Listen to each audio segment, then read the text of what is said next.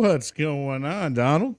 Man, oh man, when we first started talking about this last couple weeks ago, I was excited about it. But the research, man, I started dreading it, brother. I don't know about you. Yeah, man. It definitely it just kind of unfortunately brings forth a lot of things that you probably just don't want to know. You know what I mean? Or you just don't. You hope it's not true. But like I don't know, dude. Too many things that I was reading led me to some very unfortunate things. Yep, yep. And so, everybody's probably wondering what we are going to talk about, just in case you don't know. We're going to talk about the wars that are going on abroad. We got a couple going on. Obviously, earlier we started with Ukraine and Russia. And then just recently we kicked off with good old Israel and Hamas, and Palestine is involved, and there's a lot of other players getting involved now as well. Um, this thing's really starting to boil up and turn into quite the mess. Yes, sir. Well, let me, because some of these people may not understand. So before we get too deep into this, I want to kind of educate some people about this whole area, right? So let me share my screen here real quick. Let me bring it on. All right. So looking at this map, right? So you think back all the way, you had the original Gulf War, right? Saudi Arabia, Kuwait. You had Iraq that was invading, and we came over there, and we kind of disrupted this whole region by um, that whole instigating with Saddam, right? Mm-hmm. Then we did it again when we went back and we actually took Saddam out. It just kind of erupted without people understanding. Saddam was kind of like he was the thug, he was the street ruler that kind of kept all these other thugs in line. And once we took him out, it kind of broke everything loose. And at the same time, we were in Afghanistan, and you had Syria over here that's got their little cells of terrorists. We had Lebanon that we've been in and out of several times, all the way back into like the 80s. You had you've got Jordan that we've done training and operations with, and then you've got Israel, right? So zooming in, this other map over here zooms in to that region. You have the whole Gaza area that we've been talking about. This is an area that is mainly Palestinian, and then you've got the Jews that run this whole area right here, and everybody around Israel is Muslim. They do not necessarily like or agree. They don't consider them Arabic, and they are allied with us, which, like I said, we've gone in here and disrupted this whole region by being the world police. And disrupting this has created a lot of hate against us. So you come back into here. Israel has been fighting for years already just in this region.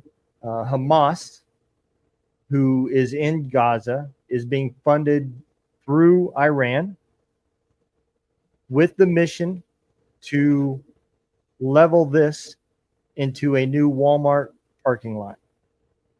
That is their sole goal, right? They want to see all the way from desert to sea, nothing but sand. Let freedom ring all the way to the sea. That's what they chant. And that's their belief, right? So the arguments that we're going to get into is that Israel because of their size, is picking on Gaza. But what has started this was Hamas, who is nothing more than a terrorist organization, all right, being funded by a larger terrorist organization who has attacked embassies, U.S. embassies, has attacked U.S. troops. You can go on to Netflix and look at some of the, there's a show on there called Terrorist Attacks. It's documentaries about the terrorist attacks that we prevented and stopped.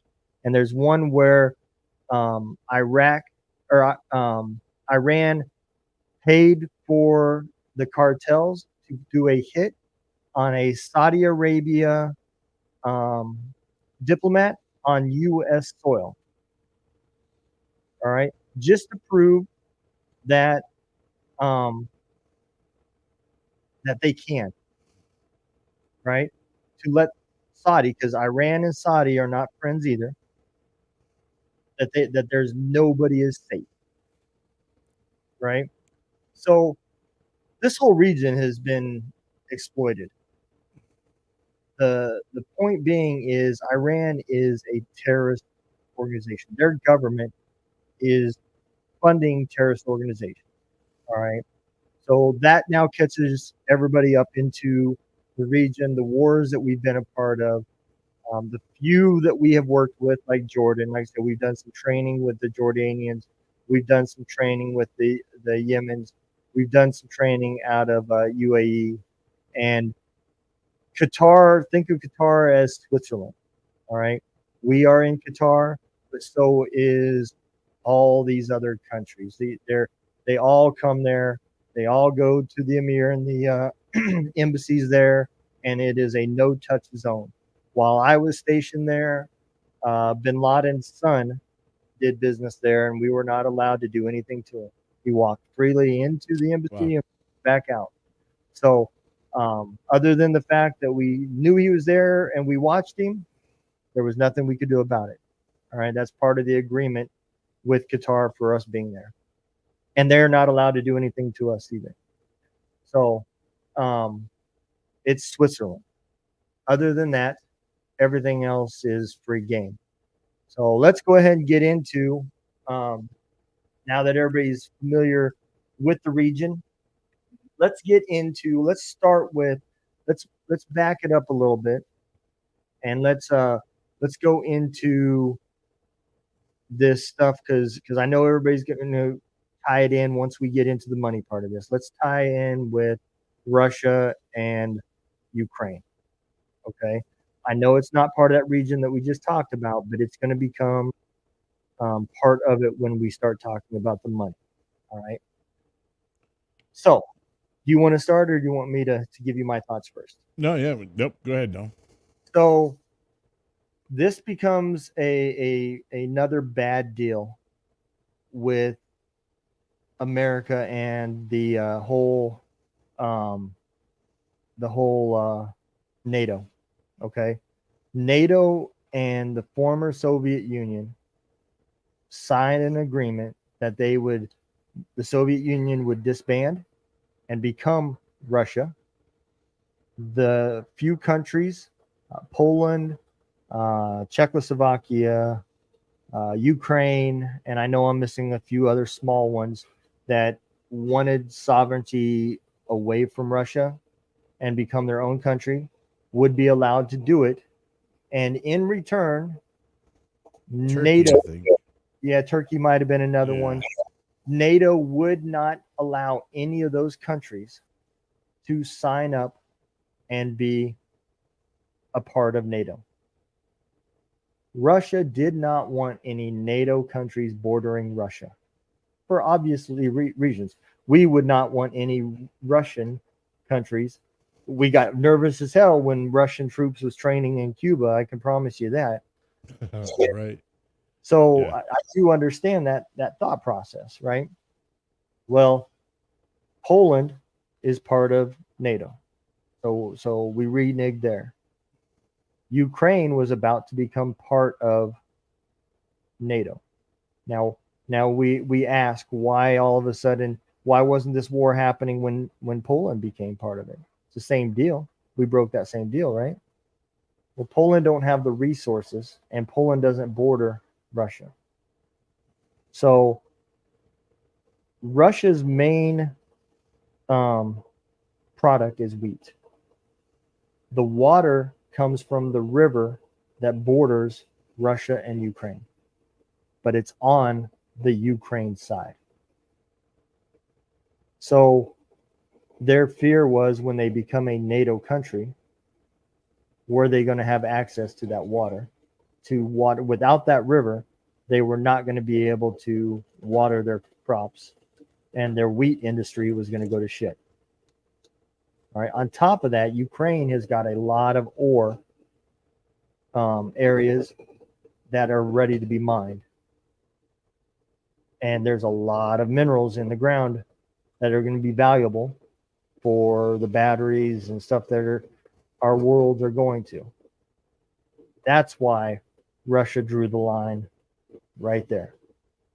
So my belief, and I don't want to get into, and I'm not going to start calling them crooks and the conspiracy with the government side of this, but I will tell you, normally I know this is a conspiracy show, but this is a prime example of where poor leadership comes from, because we decided that we are going to help Ukraine by not helping Ukraine. We're going to send you money, and we're going to send you equipment, and we're going to give you some training on how to use the equipment, but we're not going to physically put any people on ground, because we don't want the bad wolf to come after us too.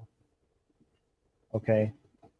That is not the image that we want to show, because there's other things that are going on in this world, and people are testing us and watching to see what's happening. And we just showed the world that for whatever reason, we yanked everybody out of Afghanistan. We paid for a lot of people don't know this too. We bought our way out of Afghanistan. We paid the Taliban to leave us alone while we tried to go get Americans and citizens out of Afghanistan. They knew that we could not, and we were not going to be allowed to initiate anything back to them. So the Taliban would literally execute people in front of us, women and children, trying to get us to escalate something. And we couldn't do anything back, right? In return, they would not shoot at us. They would not do anything to us, but they would try to get something going, right? We paid them, and then we just jumped out of Afghanistan. We did not put any troops on ground to help people. You know as well as I do, the equipment that we have, how many years does it take for us to train a pilot or to train somebody to operate an M1 Abram, to be proficient on a battlefield? These guys got 9 months, 12 months at the most, and they had to learn in battle. You didn't help anybody. So you check the block. I wrote a check to a charity, and I called that help. You didn't roll up your sleeves. You didn't do anything. So there, I'm calling it what it is: weak leadership. All right. At the same time, you had Russia and China colluding. We already know that China has been working with other countries for what an acronym that's called BRICS, to try to create another world reserve currency, so that the yen becomes the world reserve currency. And BRICS stands for Brazil, Russia, India, China, and I don't remember who the S is, but those ones are all in agreement that they will interact with only the yen when they're buying oil and everything. So they'll take the Russian dollar or Russian money, buy the yen. The yen will then transfer from Russian into whatever, Saudi Arabia money. That's it. Saudis. That's the S, right? Which is going to, in a way, hurt the dollar because that takes away from us. At that same time now, you have all these other little things that are happening, right? Same cells, Taliban, Al Qaeda, and all these other terrorist groups, Iran, that keep popping off these little things that they know that we're going to respond with. We just can't help ourselves. We're the nosy fucking neighbor that has to walk down the street and figure out what the hell's going on and get involved. And it costs money. We spent we gave $6 billion of and a lot of people call it $6 billion. It's not $6 billion. We gave $6 billion of Iranians money back to them, is what we gave them. In return, we got 5 U.S. citizens that was being illegally detained and gave them 2 of their terrorists back. Well, it's $6 billion US dollars. Is it? It does equate. Okay. It is our billion. Yes. It's the exchange rate. I don't know. I don't know what their exchange goes, but for US, that was our chain. That's how much it cost us. Okay, so $6 billion, right, to get 5 U.S. citizens, non-military related, that were being illegally detained, and we gave them 2 terrorists that will eventually figure out a way to kill more Americans, Westerns, maybe Israelis. They're going to go back to the battlefield. That's what's going to happen. So my point being is that's money that is coming out of this country, and it's chopping. It's just bam. And our strength is getting whittled down a little bit more, a little bit more, a little bit more. And then you take all this stuff that's going around, right? And you got how much money do you think it goes to Harvard? Right? How much do you think the average tuition would cost to go to Harvard? Oh, it's definitely probably for a Harvard student, probably up in the $150,000 a year, maybe a little less. I don't know, but I know it's pretty expensive. I think they said on average for a graduate, it was between $300,000 and $400,000 for them to get a degree through Harvard. So total, yeah. So like $100K a year almost, yeah. Yeah. And and like 80% of that was funded through taxpayer money, through federal grants. So now what I'm getting at is I want you to look at where all these riots and protests are coming from. They're not coming from your local tech school down the road. They're coming from students that are on scholarships from Harvard, Yale, and all these upper schools. Why? Because these countries are implanting people into our academics countries to put these ideologies into our kids' brains and to create this divide in this country. They know that we are based off of our people, right? Our strength, our whole government came from our people. Our Constitution was based from we the people. And if you divide us, they know that our government isn't strong. So that is the war that they are fighting. They're fighting a war from 2300, and we're still fighting a war from 1965. That is the difference of the battlefield that we're fighting on. We are way behind in this war. So that is in a nutshell. And I know that was a lot of information kind of jammed together. What is your thoughts on from what you read and from what I said? So I'm going to go back a little bit,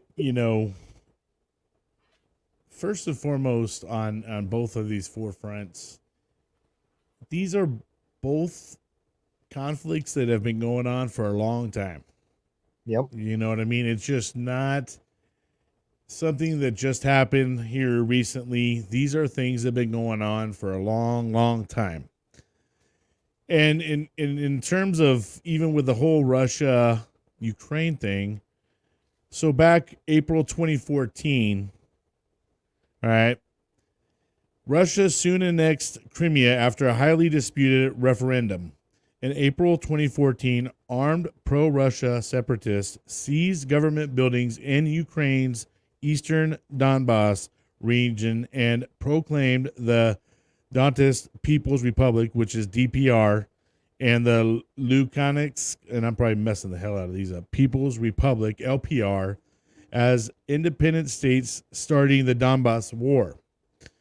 So, this in particular thing really started kind of back in 2014, but Russia turned it up back in February 24, 2022, when they launched a ground and air campaign in missile strikes across Ukraine for killing tens of thousands of civilians. And then by June of 2022, Russia occupied about 20% of Ukraine. So I mean, they definitely got themselves deep into Ukraine. Since the war has begun, the U.S. has we've given up $75 billion, $75 billion to fund and back up Ukraine for humanitarian, financial, and military support.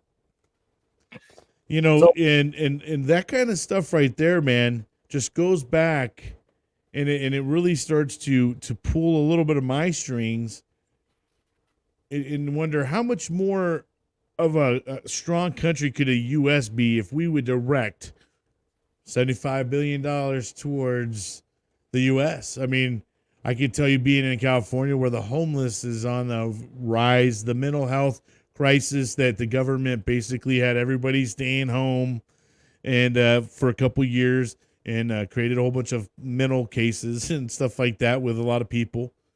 And here we are funding and sending off our money to other people to assist in all these different wars.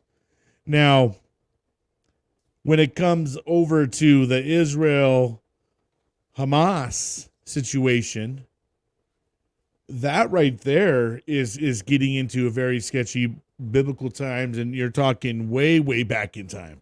Yeah. And the Palestinians used to own a large portion of the land over there. If you go back and you look at some of the old maps and stuff like that, it's a different geography in those regions. So you got to see that there's a lot of things going on, but the scarier part about it is that when you hear, and this is where like things are starting to get to the sketchy part now, right? Like, oh, innocent people are dying.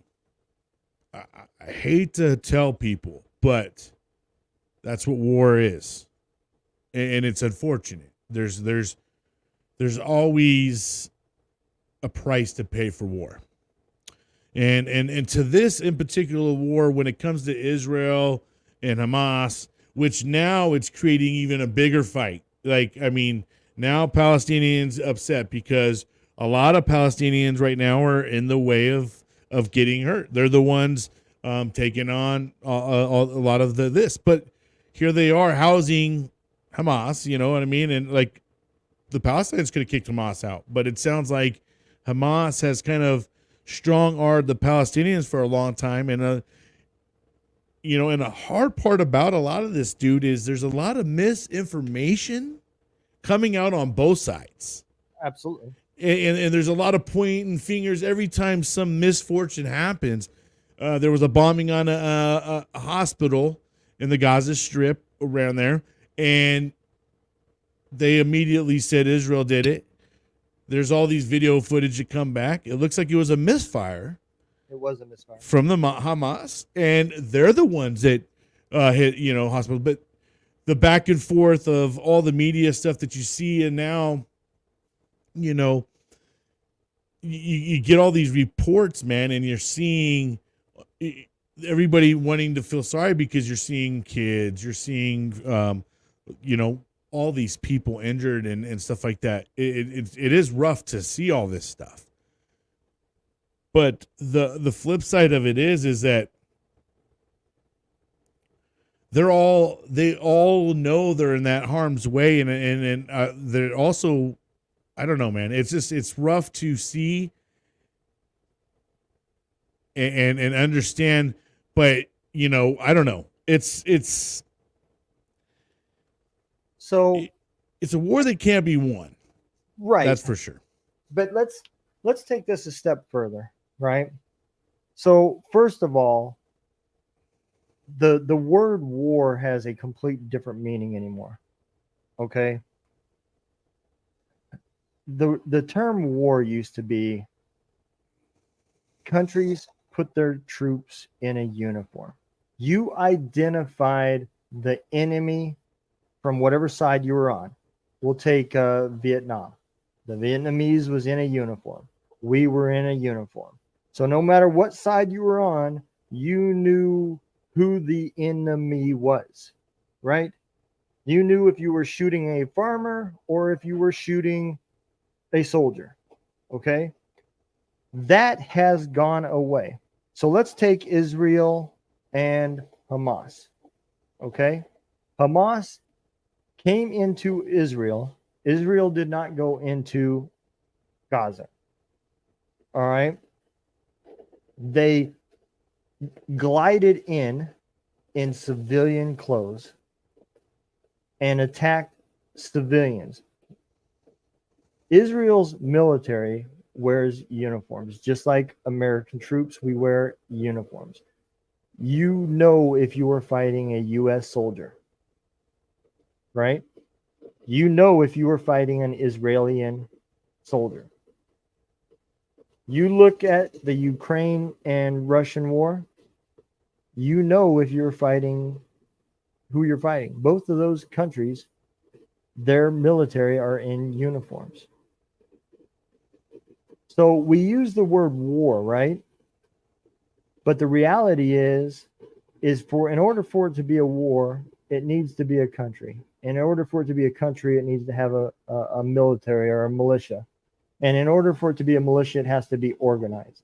In order for it to be organized, it has to have some sort of structure. It needs to have a uniform, a code, laws, regulations, something. These are not countries. These are terrorist organizations that have enough money to run a country. All right? So we are talking about a terrorist organization that runs Palestine, that runs Palestinians. Palestinians are not bad people. They live differently. All right? Now, all these people that are in these uppity colleges, the LGBTQ group that's yelling pro-Palestinian, go to Gaza and walk down the street with your flags and watch what happens. And then ask yourself, are they bad people or do they live differently? Because you're about to take an ass beating of your life if you come out alive, because they do live differently over there. Right. You know, me and you that have deployed to Afghanistan know that the way women are treated and stuff just like that. research Sharia law. and you can find out a little bit about the way that they believe, and you'll you Right. can make your own determination right there. You bring up kind of a good point too, man. It's crazy how much we got on our streets now. People are sitting here protesting, and now we got ourselves fighting each other. Yeah. You know, we got ourselves over here in America fighting each other over a war that is seas away. You know what I mean? Like, it boggles me. You know, and it's crazy to see. This is just goes to show you how divided our country is becoming. Yep. And at the level of, wow, man, I mean, we're starting to get to the level of 50-50, where a lot of us used to be all, you know, pro-American, you know, this or that and the other. No, dude, you're seeing a lot of people on the street sitting here fighting each other. Didn't you move to America to get the fuck away from that? I mean, that's just my question to everybody out there, real quick. Yeah. You know, didn't you want to come here to get away and remove yourself from that crap?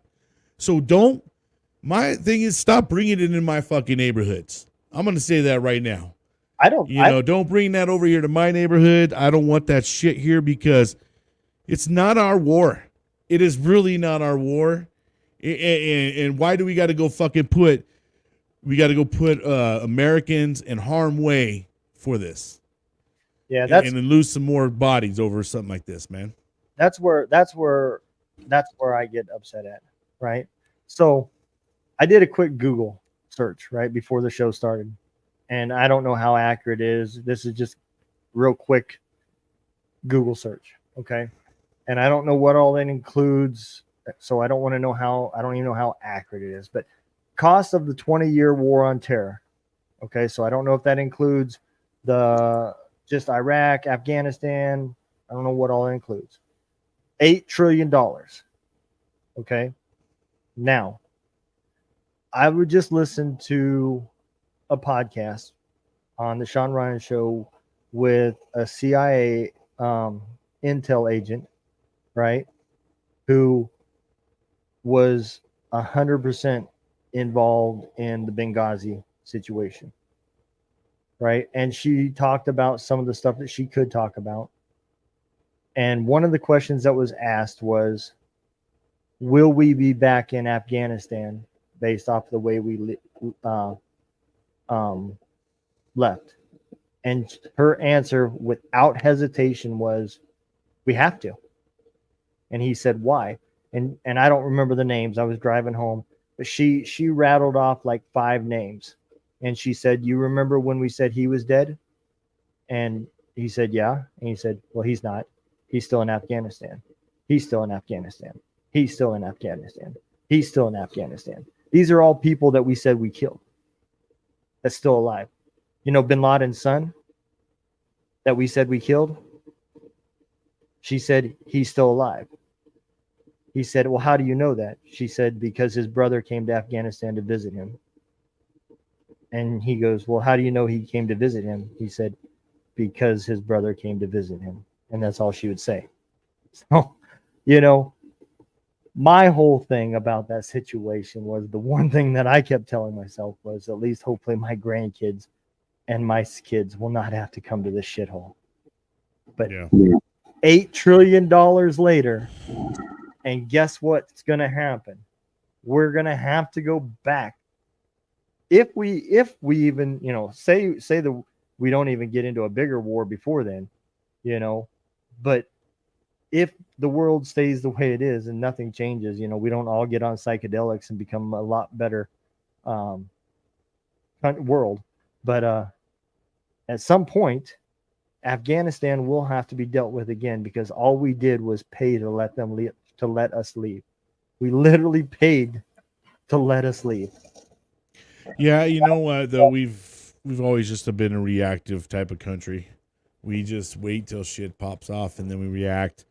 You know, we don't really take a proactive approach on many things.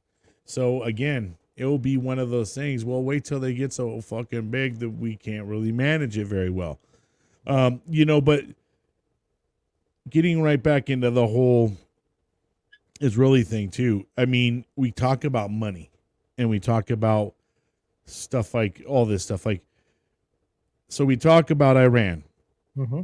Iran is a very, we already know, not they're always up to no good. They've been known, their history has always been up to no good. But we wanted to strike a deal with them, a prisoner deal, in the likes of $6 billion. Well, if you go Google, and I just, I always encourage everybody to always do your independent research out there. What Donald and Bryan say, this is pretty much our opinion, and a lot of it is, our own independent research we do ourselves. But I do encourage you guys to make sure you go and do it. But something that I've learned, is look up who Hamas is funded by. Okay? Well, go down the trail. It looks like Iran is the one that writes their checks and is funding them. And it's just so weird to me that we go and we make this prisoner deal. And I know they're going to say, hey, well, we froze up the $6 billion. They only got to use some of it, and they didn't spend it in nothing. And it's only supposed to go to humanitarian aid. I'm sorry. You can't fool me on this. And when you give them so much money, exactly, Ace, show me the receipts on that. Because the fact of the matter is, Gaza, Hamas, they're not some big time military group that has a lot of money. You know what I mean? But for them to have all this, these rocket attacks, I mean, they were launching a lot of rockets, and they're still in there hunkered down fighting these guys right now because Israel is now on their freaking doorsteps, going door to door and kind of serving them back what happened to them. But, there's just some questions to me when it comes to a lot of this stuff. So Israel is considered one of the top five militaries strength-wise in terms of like their intel, their capabilities, all that stuff. They're the number 5, right? So for a group like Hamas to, for one, infiltrate them the way that they did. Now, for any of you that don't know how they got in, these guys were gliding in like air gliders. Some of them were parachuting in. Others were riding on bikes, motorcycles, in the back of pickups,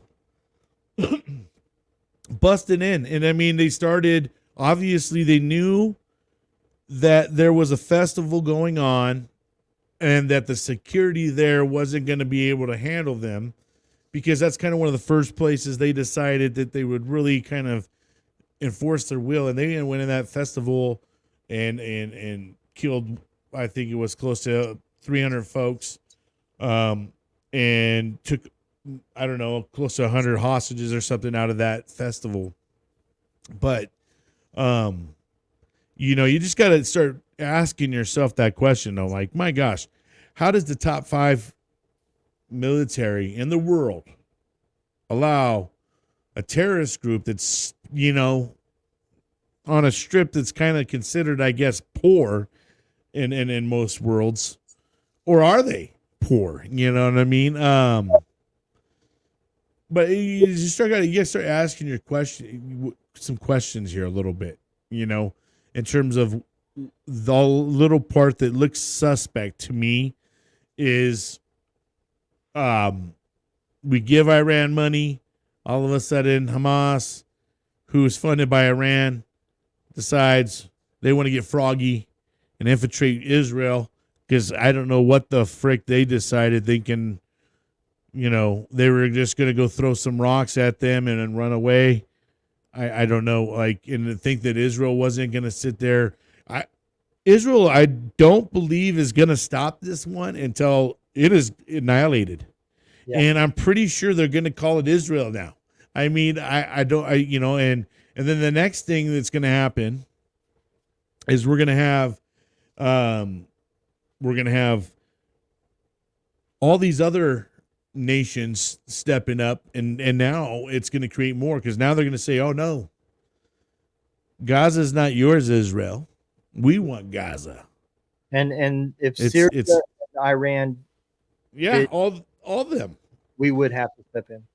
Yeah, and that's what I'm saying. This is they're already getting to the point. Uh, who's coming up? One of them's already like, hey,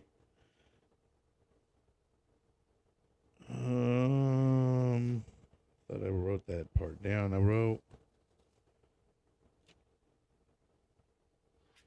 I forgot who it is, but one of them said, hey, check it out. You guys don't stop. We're getting involved. And then, like I said, you know, it's just, that's the trickle effect. It's going to be a tag team. And then it's just going to be like, oh, you're bringing on so-and-so. Well, guess who we got? Yep. You know, and then it's just, and then it's a tick for tat. And then here we go. The question is, does this lead us to that WW3? You know, I mean, is there some potential there? Is this some brewing up? Well, let's talk about this for a quick second, right? So, you know, we talked about the negative of Iran, you know, and we've talked about how strong Israel is, Yeah. but you know, Iran is not a weak country. You know, when it comes to nuclear power, and I don't mean like nuclear weapons, I'm talking about they power their country off nuclear power. You know, that is something that we should have been doing for a long time. It is the cleanest energy. The technology has been around for years, and I know there's a lot of people out there say, "Oh, you'll grow a third dick," but you know, it has been proven that that is the cleanest energy out there, and they've been doing it for years. That's why their nuclear power and their nuclear weapons are so advanced. You know, so that's one thing to think about. Their Air Force is no joke. You know, they've got a very high tech Air Force. They've got technology with missiles. Oh, there's some players that we could be seeing get involved that, you know, or that can fight and got arsenal, you know, as well, man. So I mean, the question is that what China would want? You know, because China wants to have a world left that, you know, they want control over a world. This leads to the end of a world. Yeah, but you know, or does it? You know what I mean? And does China just sit back and watch it and go down? You know what I mean? And just they'll go ahead and move right on in as the dust settles. You know, I mean, look, China's always, and I hate to say this, but China's always been a couple steps ahead of us. Oh, more than you know what I mean? Yeah, they've always been a couple steps ahead of us. You know, here they go. They got apps that direct it into everyone's homes. They're leaps and bounds ahead of us in America. So like don't think that, dude, they're sitting back like, and we telegraph what we're going to do, you know, to the world. For one, we got the social media that will, I mean, the news networks and all that stuff that will just be like, hey, check us out. We're over here and we're going to be doing this. This is our plan of attack. And we're going to go, you know what I mean? We got, you know, CNN embedded with a lot of our groups and stuff. And so it's just, man, you know, you start to wonder to yourself, there's a bigger thing unfolding from all of this. Well, my point is we have never seen a group as dedicated as these groups. Never. You take a war with, say, Putin. Putin is a savage, but he is methodical. Putin is not going to die for the cause. He may put his troops and his people out there to die, but he's not going to die. You see what I'm saying?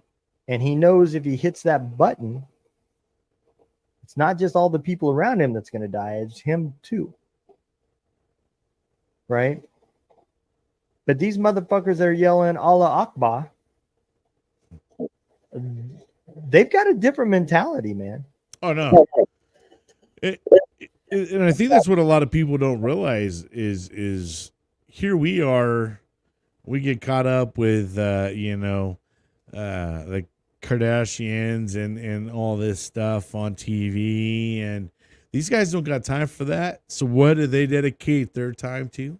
Training, learning out how to do things, so there's just, we got to watch ourselves, and we can't,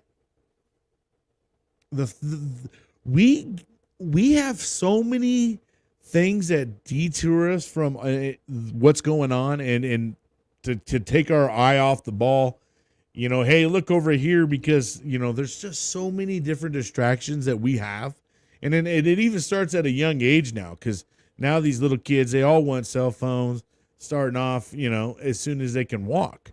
You know what I mean? So like, and so it's just, I mean, I don't know, bro. It's kind of scary to me that we're headed down a path that I don't know that we're going to be able to.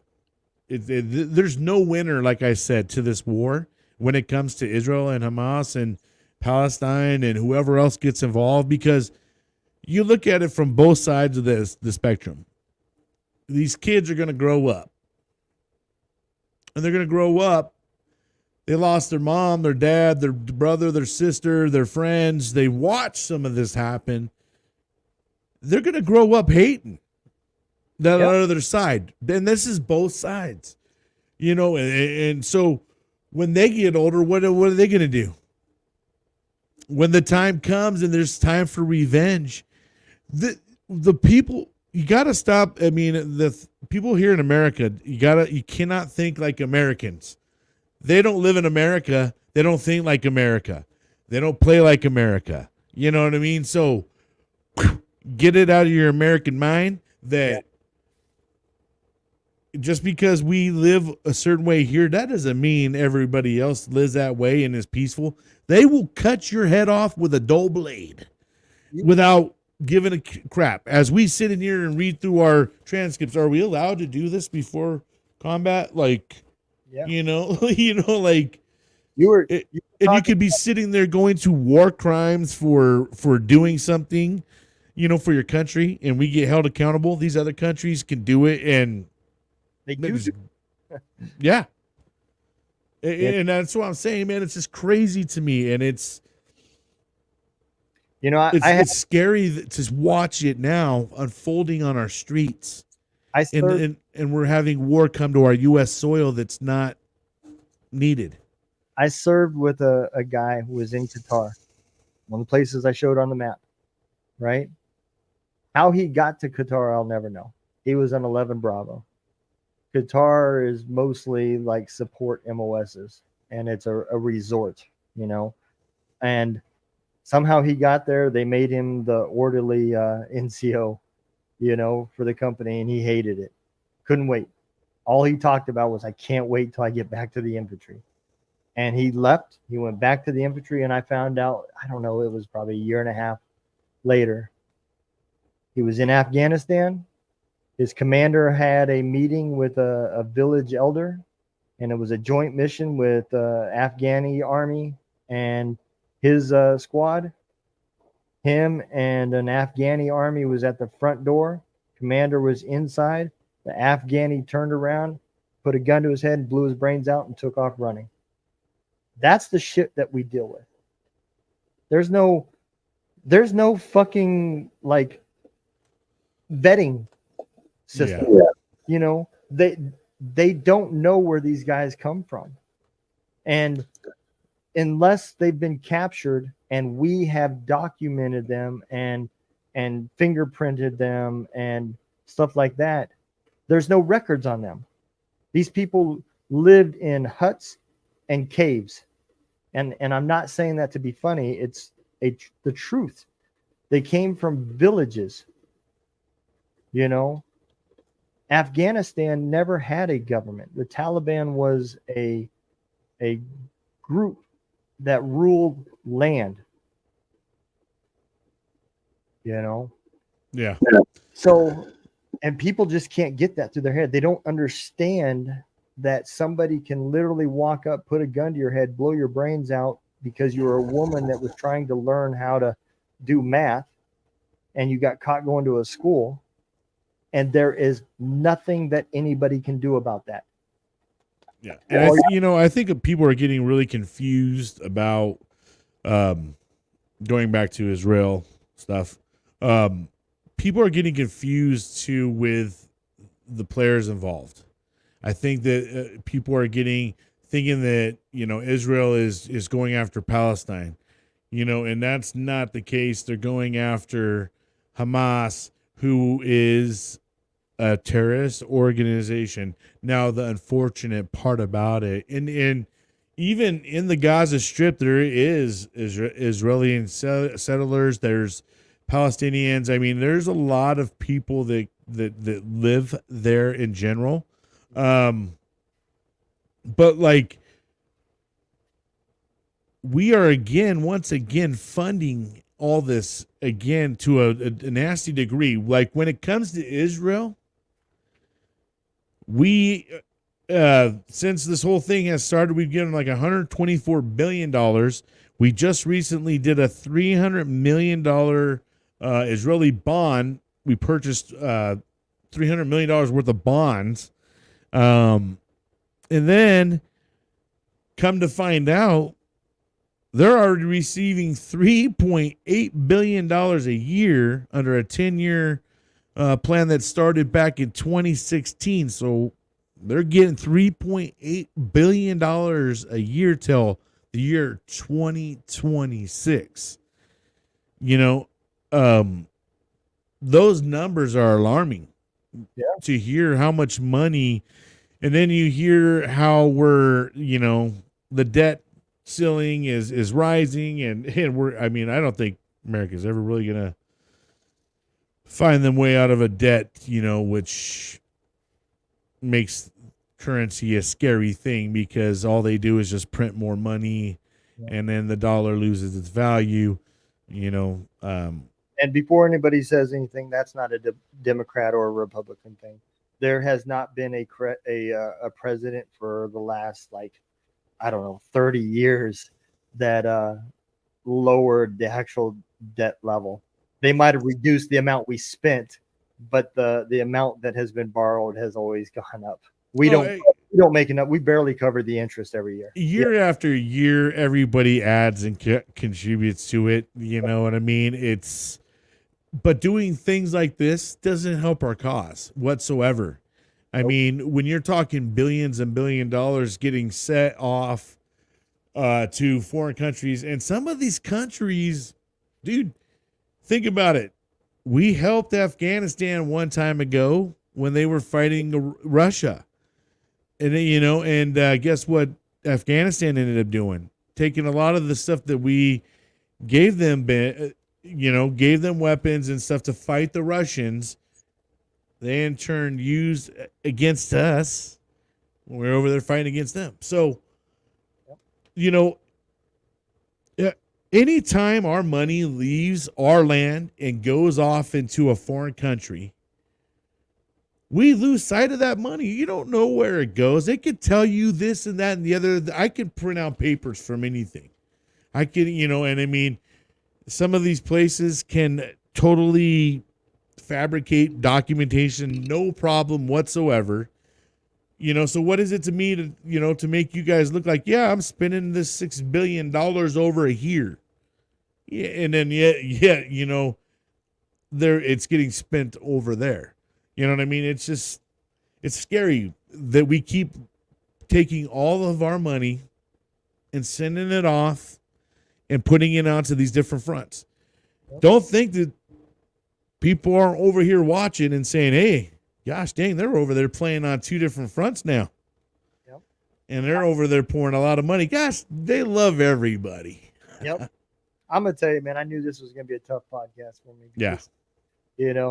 When I first said it, I was like, man, this won't be a bad thing. And then when I started researching it, I was like, this is nothing but fucking politics and bullshit. And it's really a touchy subject right now. You know what I mean? So no matter what we say, we're probably going to upset someone, right? You know what I mean? Because, and the way that I'm playing with this whole thing is I'm very neutral. I'm American. Yep. My opinion is us Americans shouldn't be playing ball over there, but that's just my opinion. I've lost a lot of brothers and sisters. We don't need to continue to lose them. Why don't we strengthen our front lines? Why don't we strengthen our home front? Why don't we start investing on us, the U.S.? My thing is this. If we still have the money and the capabilities to fight wars, why did we pull out of Afghanistan? Because it's obviously wasn't over. If that was the case, there would be 13 more military service members alive today because they wouldn't have died in Kabul. See, and that's the part. That's the part when it comes to war that people don't understand. At what point in time do you ever stop? When does a war stop? You know what I mean? A lot of times it never really comes down to like, well, they annihilated that other team. That's how they won. It usually comes down to someone finally says uncle, and they cease fire and then all these casualties are all, getting set aside. It just goes on time and time again. There's no winner here. And like I said, unless they completely annihilate that other side, but you can't, you know what I mean? Look how many we have here in America. Look how much they have going on in UK on both sides. On both sides. You got them holding flags for Israel. You got people holding flags for Palestine and all this stuff. And this is here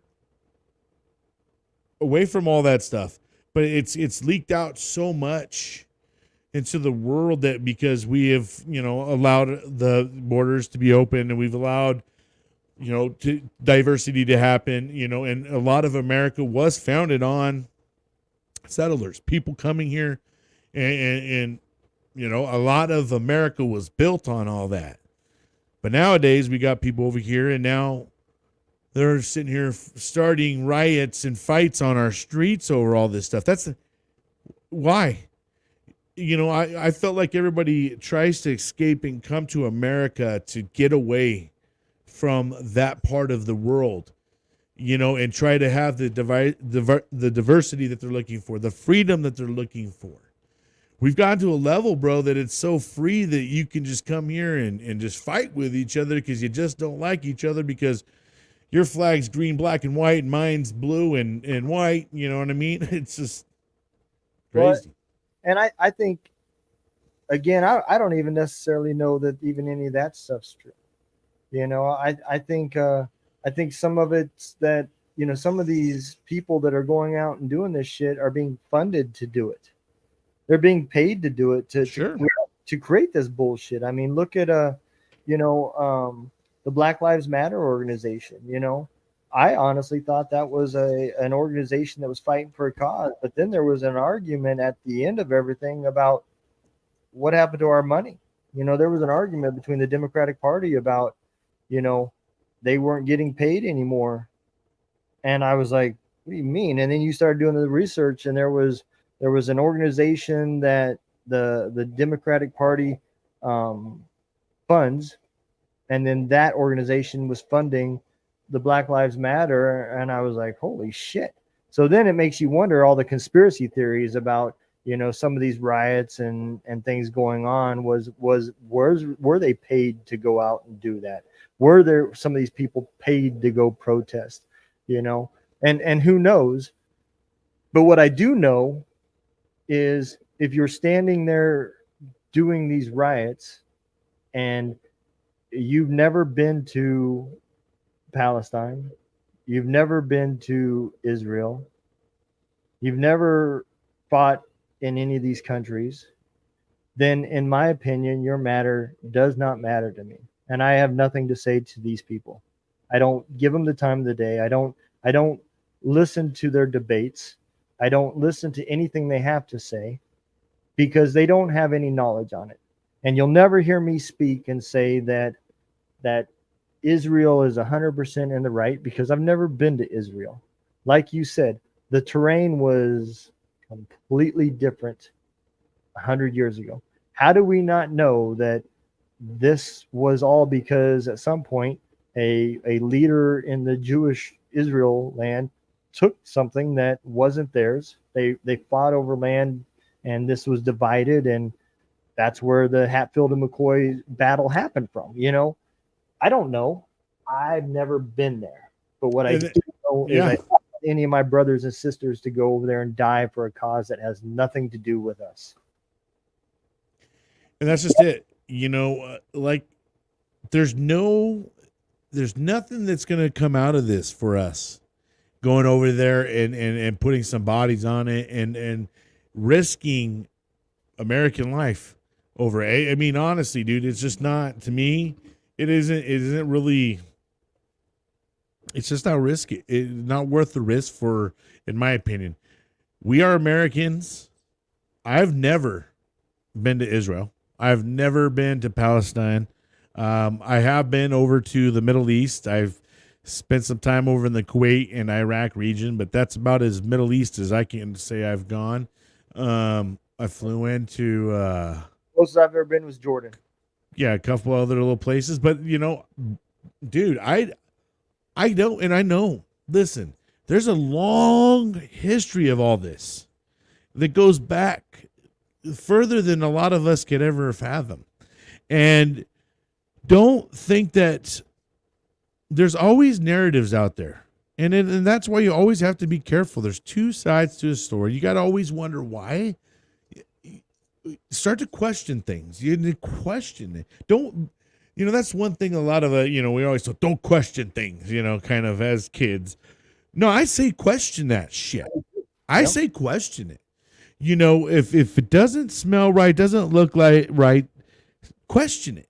And ask yourself and always try to play both sides before you go jumping on a narrative. You know what I mean? Because, listen, the media, news, all that can play whatever they want to play to make it look their kind of way. And there's always stories out there that you really don't know if they're true. I literally watched a CNN report, and I literally felt like I was on a Universal Studio ride, and she was faking everything, and it just seemed so scripted. I was like, bro, I mean, I've ran to scud bunkers. I've had incoming. I've had them come real damn close. I mean, you could tell how your body reacts and everything else, and for what I saw, I was like, this is comical. So it's just that you have to understand and know that everything you see or hear doesn't necessarily mean that it's true. Yep. You really got to make sure you're kind of playing that devil's advocate and asking the tough questions and making sure you're on both sides and saying, hey, why is that side so pissed off at that side? And why did just, they decide they want to go over there? Don't forget Africa, as well as especially Northern. Yeah. I mean, there's all, hey, Eric, what's up, brother? There's all kinds of stuff going on. I got a buddy right now who's, he's in the security forces and stuff like that. He's supposed to be on my show. Guess what? They recalled him. he can't talk about stuff, but I know he's going off to something special somewhere. And it's just so weird, things are popping off. So, Yep. I do know that something's brewing, and that's why we all got to be vigilant, and stop. Complacency kills people. When you feel the most comfortable is when you are probably at the biggest risk of your life, because comfortability, sometimes it's good to be uncomfortable. You know what I mean? The other thing I want to say too is just like you said, I don't have to know who's right or wrong, right? I don't have to know whether it was okay for this war to kick back off again, right? To be able to say what Hamas did was wrong. They should not have came across the border and attacked civilians, right? Yeah. You can condemn actions, Correct. right, without having to know the whole story, because it is possible for both sides to be wrong. It is possible for there to be two people that are not thinking and doing the wrong things, right? So you don't have to know the whole thing, and you don't have to be on a side. You don't have to say, well, I'm pro this or I'm pro that. You can say, no, dude, you coming across the border doing this was fucked up, and the way you did it was wrong. And then you guys, yes, I get what you did. You reacted and you did this, but you took it too far. You leveled the whole country. Yeah. It's now Hamas and eggs. There's no fucking country left, man. What were you doing? And you can condemn both sides. You don't have to pick a side, man. So, think about it like this a little bit. I think a lot of us in the world always look for that eye for an eye type of situation. And we seek out revenge. If some motherfucker does this to me, I'm going to do this to them. It is in our head. But how far do you take revenge, right? And at what, where's fair? Where's fair go? Like, you know what I mean? Like, so like the thing about it is Israel is taking this opportunity to retaliate, but their retaliation is going to be extermination. I mean, they're looking to exterminate. And at what level are they going to stop? I don't know. I mean, the Gaza Strip may not. It may be the Israeli Plaza. I don't really know. I mean, I don't know at what level are they going to stop. I don't think they plan on stopping. I know the world can sit here and hold hands together and ask for peace. But, kind of put yourself a little bit in this situation, too. Imagine you're at home with your family and you're watching a movie or something, and boom, boom, boom, boom, boom, boom, boom, boom. All this stuff comes in and starts happening. And next thing you know, your country, your state, or let's just go back to your state, your state you live in is being attacked by all the states around it. And then and they're killing people, they're taking your family members, and they're raping them, carnage, all this stuff. Leave, go back, Now, in your head, do you want to go? Your loved one got smoked in front of you, and one of them got taken. You think I'm going to go try to reason with someone that went through that and say, what level do we stop? They'll say, fucking kill them all. Yeah. And wouldn't you? Yeah. Wouldn't you, bro? Like if you lost your wife and then a couple kids, had some survive. I mean, what level of revenge are you seeking? You know what I mean? I don't disagree, and it's just going to be a back and forth though, bro, because now the revenge comes back. Now it's because Israel has hurt Palestinians and other, there's other Islamic nations getting involved. I mean, now they went a little bit far. Now the revenge is going to come for them, but now it's going to be not from Hamas, who's no longer going to probably be around, but it's going to start coming from these other Islamic nations that are all surrounding and just waiting. Like, they're all sitting, everybody's just sitting here waiting for their number to be called. Like, tag me. Like, this is like a freaking WWF match, and they're sitting there tagging each other in. So, let's take that on. So I do agree with you. I'm going to play devil's advocate, but before I start, I'm going to tell you I do agree with you. So that in the past, right, we know this has been going on for a while. And I do think the reason we have got to the point where we're going to make some new Walmart fucking parking lots is because in the past, when they've gotten hit and they've been invaded, the response has been, let me hit this area where it came from. And then it stopped. Now, don't do it again, or you will make us react, right? And I think finally Israel has just gotten to the point because they have known, if I wanted to erase you, I could. And now this time, what they did was just like, you crossed the line. We have had enough. I know that every time I let you live, your next response has been bigger and bigger and bigger, and you're not taking the hint. So now I'm going to level you. So let's say they go in, they create some Walmart parking lots, the Palestinian dollar stores half off. Who? Because we all know nobody in that region likes Israel.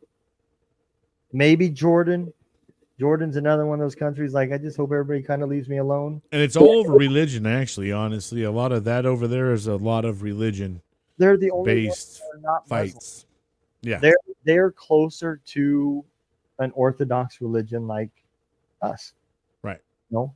Not 100%, but it's closer to us than they are to Muslim. They're not Arabic. They don't speak Arabic, So yes, if you're not Muslim, you're an infidel. That's the definition, right? In that region, right? Which ain't completely true either, because if you're an American Muslim, they still consider you an infidel. But that's a whole nother story. But anyways, anybody west. Yeah. So which country, steps up and says, because everybody other than Gaza is bigger than Israel. I mean, Syria is way bigger. Iran is way, way bigger. Iraq is way bigger. I don't think Saudi really wants to get involved, and I don't think Kuwait isn't bigger, and I don't, they're not going to cross Saudi and all that to get into it. So it has to be a border country other than Iran, because Iran can go through some of these other countries to get to it that they're partnering with. I guarantee you Jordan will let them cross because they're not going to fucking tell Iran no. So. And what people got to realize, dude, that their beliefs are way different than what we're used to. So, to think that, there's going to be some kind of a stop to this, there's no stopping this now. This is, this thing is really opened up like the Pandora's box. Yeah, I see rockets coming in from Iran, Syria, and I see our Navy and Air Force getting involved. I don't see this being a ground war of any sorts. And it could get ugly, dude, because a lot of these people, we've been used to playing with players that don't really got any kind of air. They got ground trip, but no air power pretty much. We really haven't dealt with anything. We shoot that shit down so fast. We are very powerful. But some of these other players that we're talking about, Syria, Iran, all these, they're rich, dude. They're oil. Guys, don't forget who controls the oil and all that stuff. They got a lot of money. And that's what I was talking about earlier with that BRICS agreement. That agreement is already in place. Those countries have already signed up with China to be a part of that, right? So again, Brazil, Russia, India, China, Saudi. Okay, so let's think about this, right? You have Iran that gets involved. If Saudi gets involved and Russia gets involved, all it takes is a couple before the BRICS start following in line as well. They have to. They're all financially tied together now. If they don't, all that falls apart. Yeah. I don't know, man. I do know from experience of that region in the Middle East,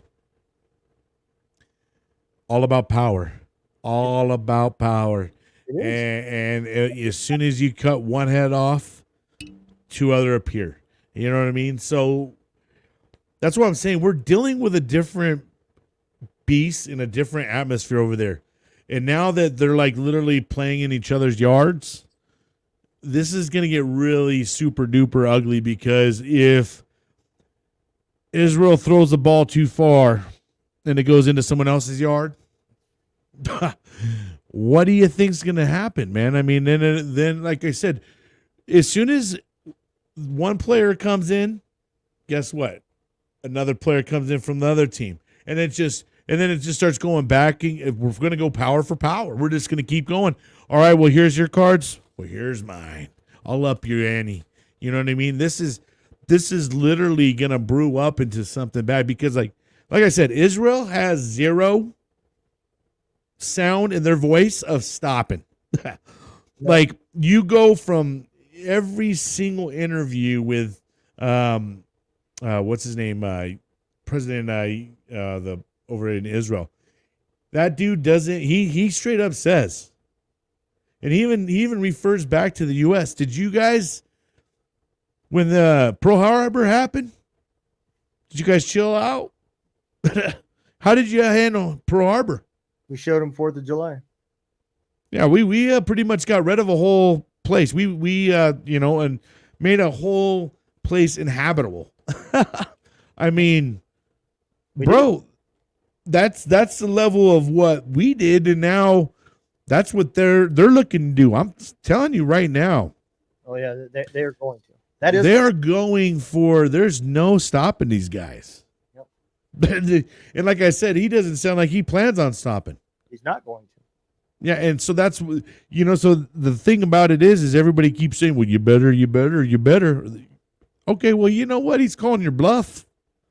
Calling every single one of your bluff, because he's just blowing right through it and saying, well, you can say what you want to say, but this is what's going to happen. And they're taking full revenge. And I think this has been something they've been waiting for. They've been waiting for this opportunity. And that's the other part. The only conspiracy that comes out of this story for me is how many of Hamas got through to Israel, and how far they got into Israel, and the damage they were able to create in Israel before Israel was able to push them out, kind of. You know what I mean? And get kind of back into kind of some kind of control. I think there's more to that. I think. Do you think that maybe they want Hamas out? I mean, and this was their chance. Like, hey, this is their opportunity to show the world, like, hey, listen, they attacked us. We're seeking revenge. But now it's going full-fledged. So the one thing that I have heard, and I've never been there, so I haven't seen it with my eyes. I have heard that the Palestinians that have left Gaza Strip and moved to Israel have been accepted and treated extremely well and are living as in Israeli and citizens, right? Um, it has been quite a while since anything has happened. So another theory is that the reason why they were able to get so far in is that because nothing had happened and there has been kind of complacency. Yeah, they kind of got lulled into thinking that finally he was tired of getting his ass kicked,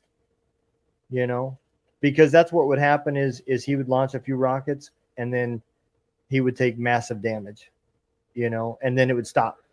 Now leave us alone. And then he would launch a few rockets. And here's the other thing too that a lot of people don't understand. Me and you understand it because we've seen it with the Taliban, right? Again, we're talking about not organized militias. So they don't have necessarily they're older military weapons, old Russian RPGs, rockets, mortars, and so forth. They don't always all work. They were stored in caves, bunkers. So some of them are wet, some of them are mildewed, some of them just expired, so forth, right? So they didn't have CLP readily on them. Right. Exactly. So it is estimated that 28% of the rockets that are launched from Gaza don't make it past the border of the Gaza Strip. Not only that, but with the U.S.'s aid and help, with they think they call it the steel curtain. Yeah. And I heard a recent statistic that I was crazy. I guess, the reason why Israel has that is that they are constantly attacked. Yeah. They constantly are taking on missiles. People don't realize that, but I guess it happens so frequently. Even the people at the festival were kind of like, at first we're like, shit, it's just another missile going overhead. And they were acting like it was no big deal. And until they started seeing like way more than I guess they've seen in the past. I know people aren't going to be familiar with this, but there used to be this thing called newspapers. Google rocket attack Israel newspaper articles and just see how far back you can go on newspaper articles of rocket attacks. Because I remember as a kid of seeing news reporters in the city squares with Kevlar helmets with no covers on, filming and talking with these big old 1970 fucking boomstick microphones, talking about everybody's running and you'd hear sirens and shit going off. That's how far back. I was young, man. I was probably 10, 11 years old. And that was in Israel. I had no clue what it was about. I just knew somebody was getting bombed, But that's how far back that this little rocket attack shit going back and forth has been going on. Well, that's why they created that steel curtain. Yeah. Is they had so much attacks that they had to create this really, and it's really complex. It's crazy. And I guess they said something, I think the statistics were something crazy, like over 400 and something rocket attacks in a year. And I think they got like a 98% accuracy in terms of none of anything ever gets through. Well, they hired ChatGPT. He's the operator. So yeah. He's pretty fucking good. Yeah, and it is definitely someone from America was definitely helped them out. So, they've been under attack for a long time, dude. And that's why, once again, I almost think that this whole Hamas thing, they just saw it as an opportunity to just fucking clean house. They've probably been waiting for this opportunity to take care of these guys because they're probably constantly getting attacked, and it's probably coming from that group. You know what I mean? So they're just like, we're done. What? At this rate of time, we're going full tilt with it. They did.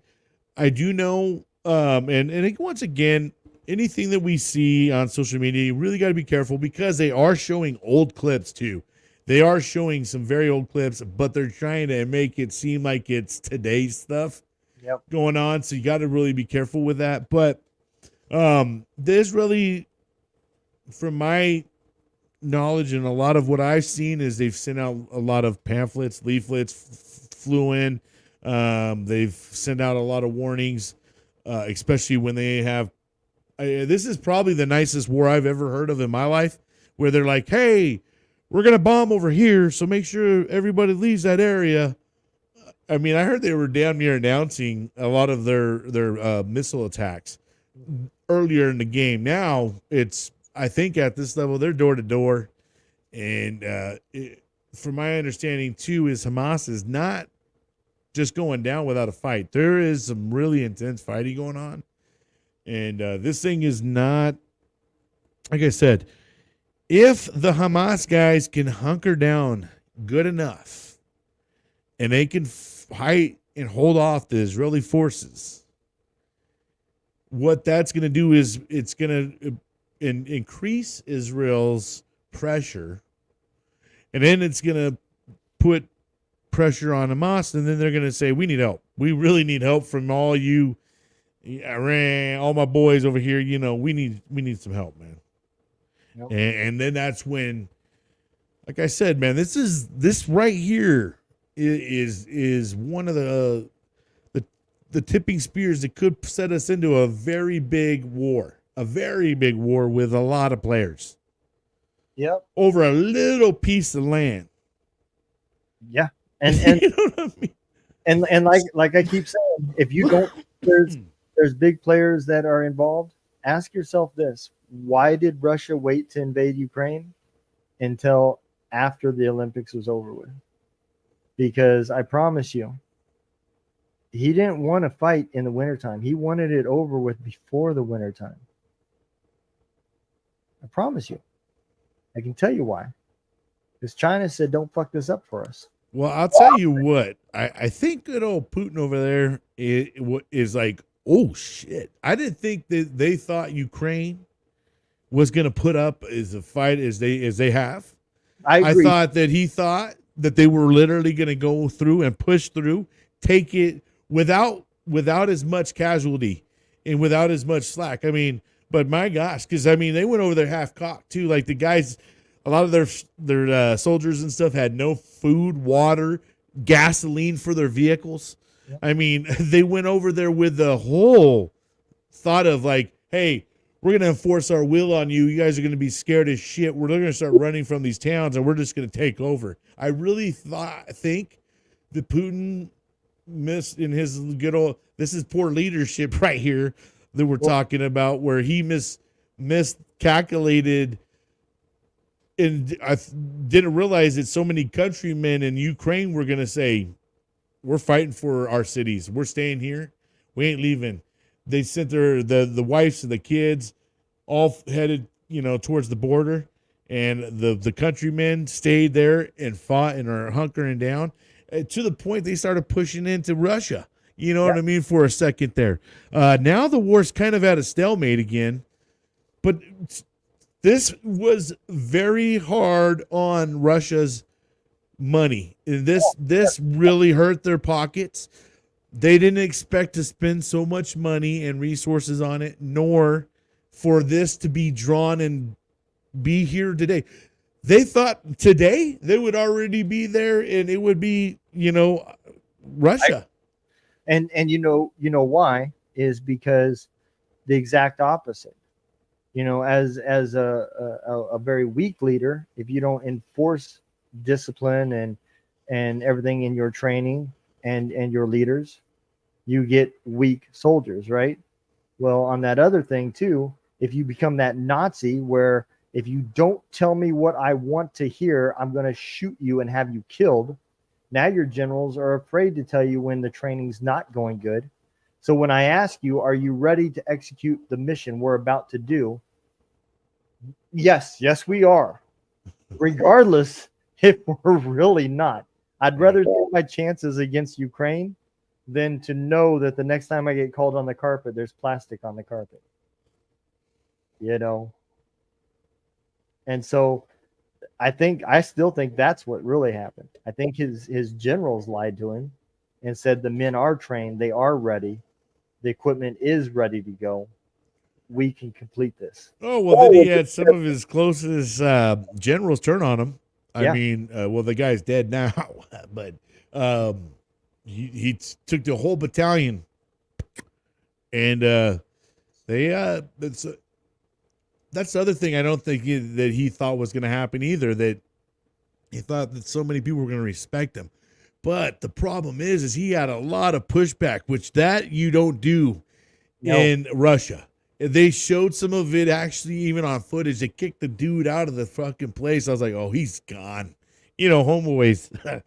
Like he stood up to Putin and was like, I don't think, sir, that we should be doing this. And, you know, and not only that, because their big concern too was not only that they're hurting their own countrymen as well, because they're sitting there attacking their own, like there's Russians and stuff that live in Ukraine, and let's not forget they are Russian.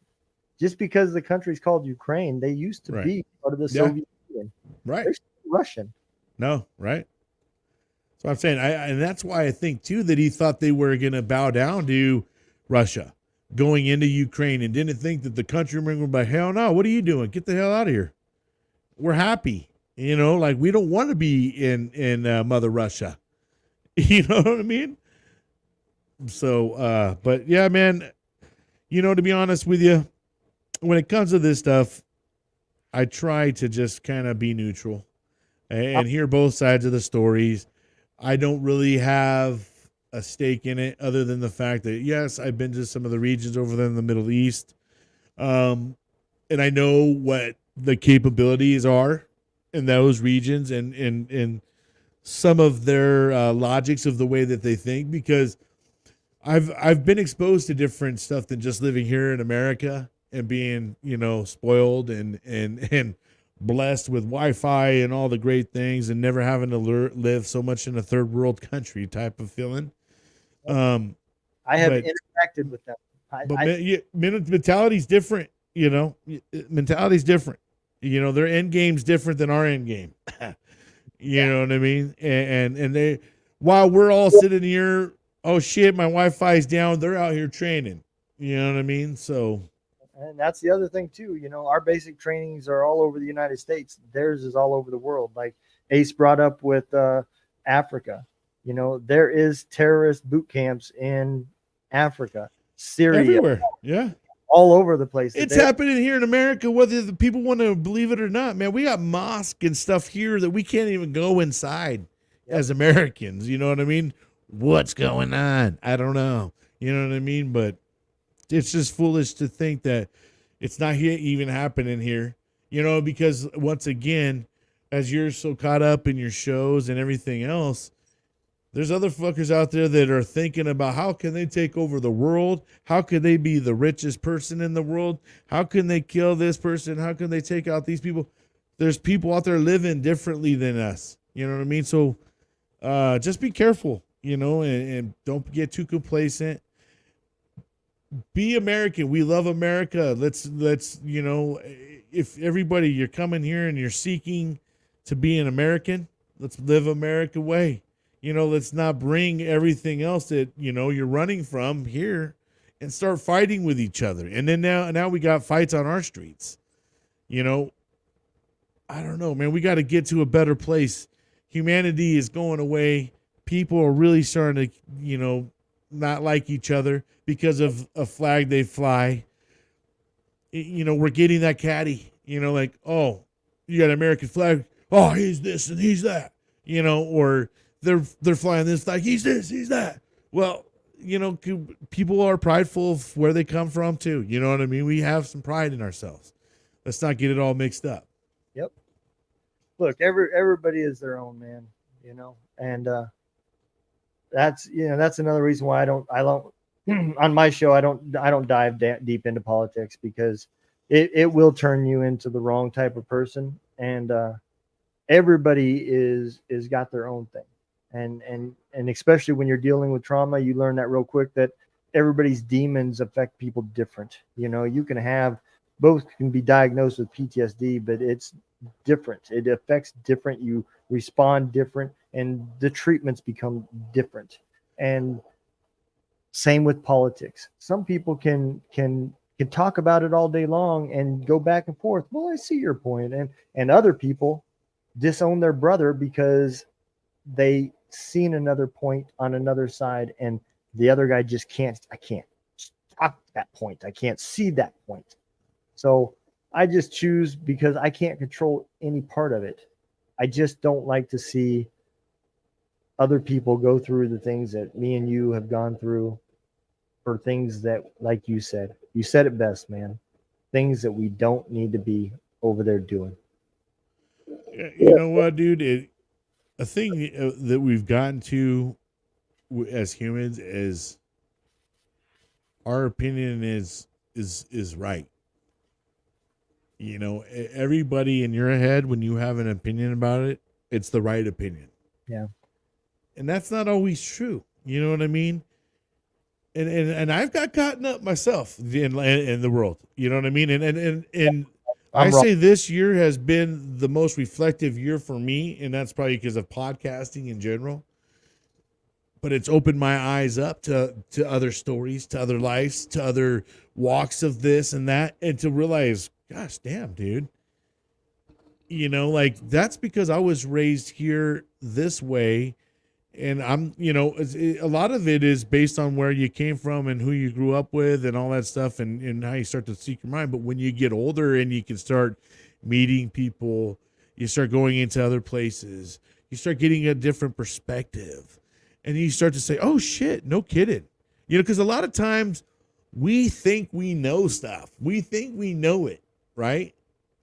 Yep. You know, I get myself caught up in that a lot, man. And then all of a sudden, quick, and I'm like, I was so wrong, you know? So I really have tried to step myself back on a lot of that shit, dude, is try to be careful on my opinion, you know, because my opinion may not be fact all the time. You know what I mean? And that's just how it is. Not everybody's opinion is fact or how it really is. It's how we feel about a situation. It's how we react to it. And it's the way that we were raised, or, you know, how our environment has put us into that position to feel that way. Yep. You know, that comes with religion, all those kind of things. You're gonna typically be the religion whatever you grew up in. You know what I mean? If your parents are Catholic, guess what you're probably gonna be, bro. Like when you first come out, and as a kid, well, guess what you're gonna go to? Catholic school, Catholic church. You know, same thing if you were Orthodox Christian or whatever. You're gonna be raised that way. You know what I mean? But eventually we all get to be adults, you know, and at some point in time, you really get to think for yourself. And, you know, that's where I've come to, you know, my beliefs are different than my parents. Not far, but I've taken what they've taught me, and then I've learned on my own, and I've formed some of my own opinions, and I've still, you know, I think that the likes of us are very similar, but there's a lot of differences now too. Yeah, I would agree, brother. So, what are you thinking for next week, man? Your turn. Yeah, man. Sheesh, there's just so many more. And I don't know if we kind of bring something back from, like, you know, back in a day, like an assassination type thing. You know, like good old JFK. There's all kinds of different theories out there.